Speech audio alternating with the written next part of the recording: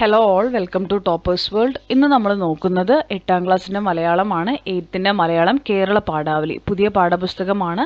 കേരള പാഠാവലിയിലെ നമ്മൾ നോക്കുന്ന യൂണിറ്റ് 2ാമത്തെ യൂണിറ്റായ കലയുടെ വേരുകളാണ്.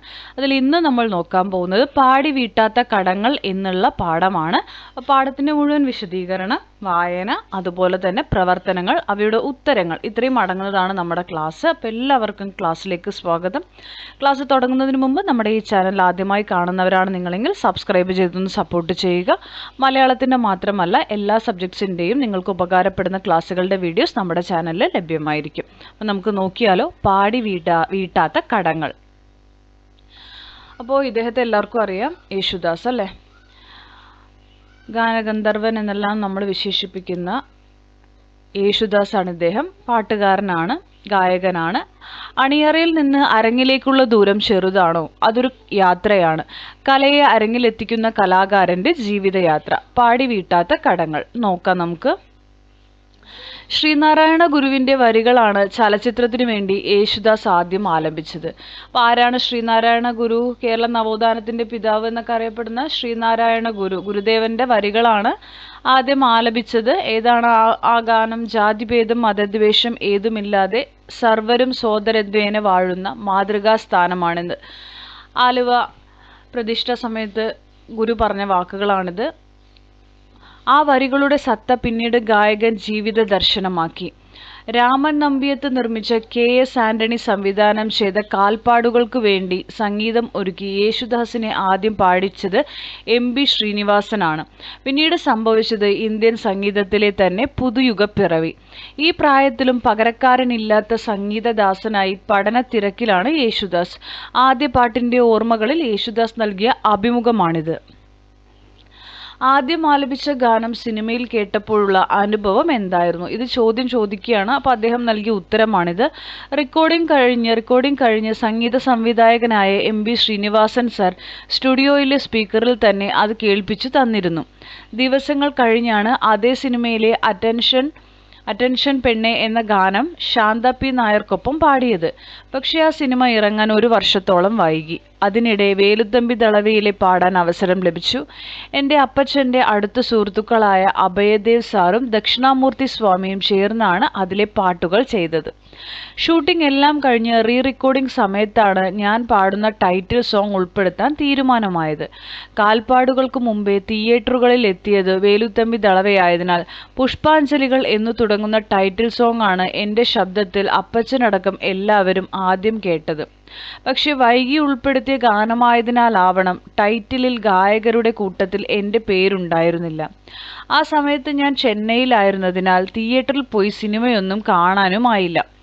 ആദ്യം പാടിയ വരികളുടെ റെക്കോർഡിംഗ് ഇപ്പോൾ എവിടെയെങ്കിലും ഉണ്ടോ എന്നും അറിയില്ല. അടുത്ത ചോദ്യം, തുടക്കകാലത്ത് നിലനിൽപ്പ് ഒരു പ്രശ്നമായിരുന്നോ? കഷ്ടപ്പെട്ടും പട്ടിണി കിടന്നുമൊക്കെയായിരുന്നു പഠനം. അപ്പച്ചന് വളരെ അടുപ്പമുള്ളവർ സിനിമയിൽ ഉണ്ടായിരുന്നെങ്കിലും ഒരിക്കലും എനിക്ക് വേണ്ടി ശുപാർശ ചെയ്തിട്ടില്ല.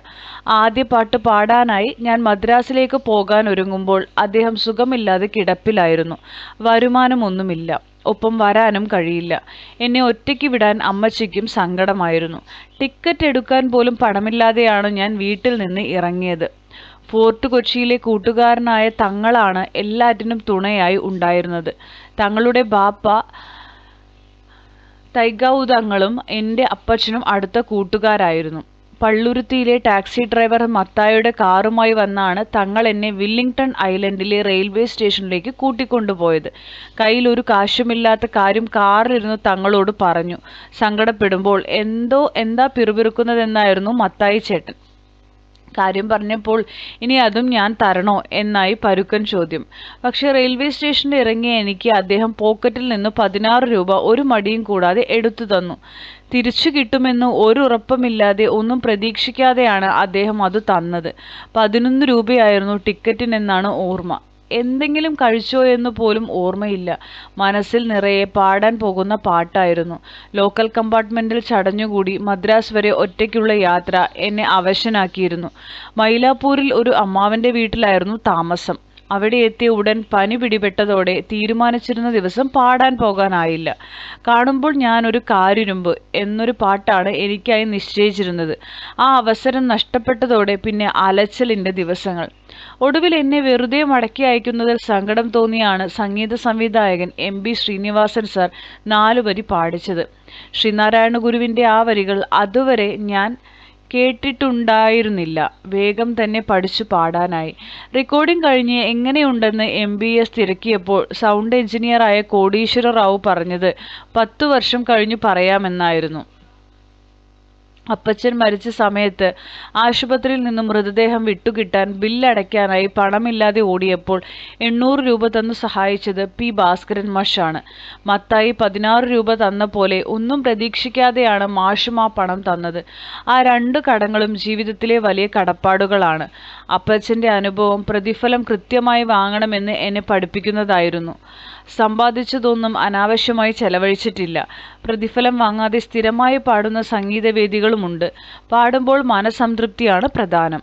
അപ്പോൾ ഇത് യേശുദാസുമായി നടത്തിയ അഭിമുഖമാണ് അനീഷ് നായരുടെ. ഓക്കെ, അപ്പോൾ ഇതിൽ പ്രവർത്തനങ്ങൾ നോക്കാം.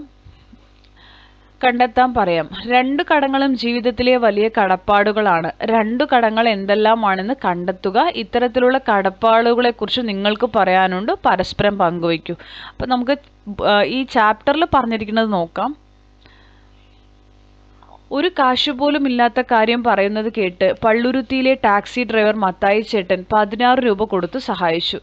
തിരിച്ചു കിട്ടുമെന്ന് ഒരു ഉറപ്പുമില്ലാതെ, ഒന്നും പ്രതീക്ഷിക്കാതെയാണ് അദ്ദേഹം പണം നൽകി സഹായിച്ചത്.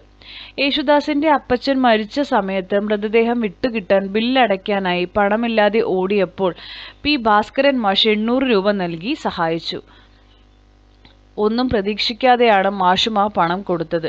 ഈ 2 കടങ്ങളെക്കുറിച്ചാണ് ജീവിതത്തിലെ വലിയ കടപ്പാടുകൾ എന്ന് യേശുദാസ് പറയുന്നത്. ഇതുപോലെ നിങ്ങൾക്ക് ഉണ്ടെങ്കിൽ നിങ്ങളും എന്ത് ചെയ്യുക, പരസ്പരം ഷെയർ ചെയ്യാനേ പറഞ്ഞിട്ടുള്ളൂ, എഴുതാൻ പറഞ്ഞിട്ടില്ല. നിങ്ങൾ പരസ്പരം ഫ്രണ്ട്സിനോട് ഷെയർ ചെയ്ത് പങ്കുവെച്ചാൽ മതി. ഗാനാലാപനമാണ്. യേശുദാസ് ആലപിച്ച ഗാനങ്ങളിൽ നിങ്ങൾക്ക് ഇഷ്ടപ്പെട്ട ഗാനങ്ങൾ ഏതൊക്കെയാണ്, ഇഷ്ടപ്പെടാനുള്ള കാരണം കൂടി പറയുക. ക്ലാസ്സിൽ സംഘമായോ വ്യക്തിഗതമായോ ആലപിക്കുക. ലഭ്യമായ വാദ്യോപകരണങ്ങൾ ഉപയോഗിക്കുമല്ലോ. ഇത് നിങ്ങളോട് ചെയ്യാൻ പറഞ്ഞിരിക്കുന്നതാണ്. പാട്ട് പാടാനുള്ളതാണ്. നമുക്കിവിടെ ഒന്നും ചെയ്യാനില്ല. അടുത്തത് സ്വാഭിപ്രായം വ്യക്തമാക്കാം. ഓരോ വ്യക്തിയുടെയും വിജയത്തിനു പിന്നിൽ നിരവധി ആളുകളുടെ സഹനത്തിൻ്റെയും കരുതലിൻ്റെയും കരങ്ങളുണ്ട്. പാഠഭാഗത്തെ ആസ്പദമാക്കി സ്വാഭിപ്രായം വ്യക്തമാക്കുക. നമുക്ക് നോക്കാം. കഷ്ടപ്പാടും പട്ടിണി കിടന്നുമൊക്കെ പഠനം മുന്നോട്ട് കൊണ്ടുപോയ കുട്ടിക്കാലമാണ് യേശുദാസിൻ്റേത്. ആദ്യ പാട്ട് പാടാനായി മദ്രാസിലേക്ക് പോകാൻ ഒരുങ്ങുമ്പോൾ കയ്യിൽ 1 രൂപ പോലും ഉണ്ടായിരുന്നില്ല.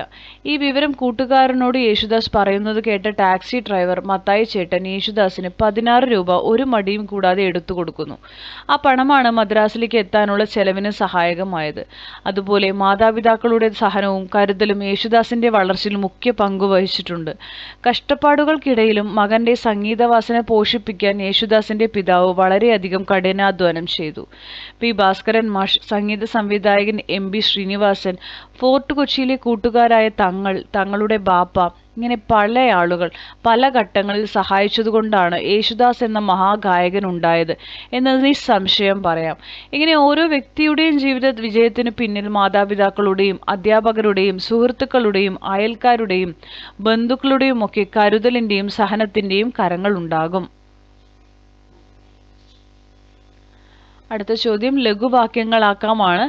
അപ്പച്ചന് വളരെ അടുപ്പമുള്ളവർ സിനിമയിൽ ഉണ്ടായിരുന്നെങ്കിലും ഒരിക്കലും എനിക്ക് വേണ്ടി ശുപാർശ ചെയ്തിട്ടില്ല. ഈ വരിയിൽ എവിടെയും ഫുൾ സ്റ്റോപ്പ് ഇല്ല അല്ലേ? അപ്പം ഇതിന് അർത്ഥവ്യത്യാസം വരാതെ 2 വാക്യങ്ങളാക്കുക. ഇത്തരത്തിലുള്ള കൂടുതൽ വാക്യങ്ങൾ പാഠഭാഗങ്ങളിൽ നിന്ന് കണ്ടെത്തി അവയെ ലഘുവാക്യങ്ങളാക്കുക. അപ്പോൾ അത് നമ്മൾ ചെയ്യേണ്ടത് എന്താണെന്ന് വെച്ചാൽ ആദ്യം അതിന് സ്പ്ലിറ്റ് ചെയ്തു. അപ്പച്ചൻ വളരെ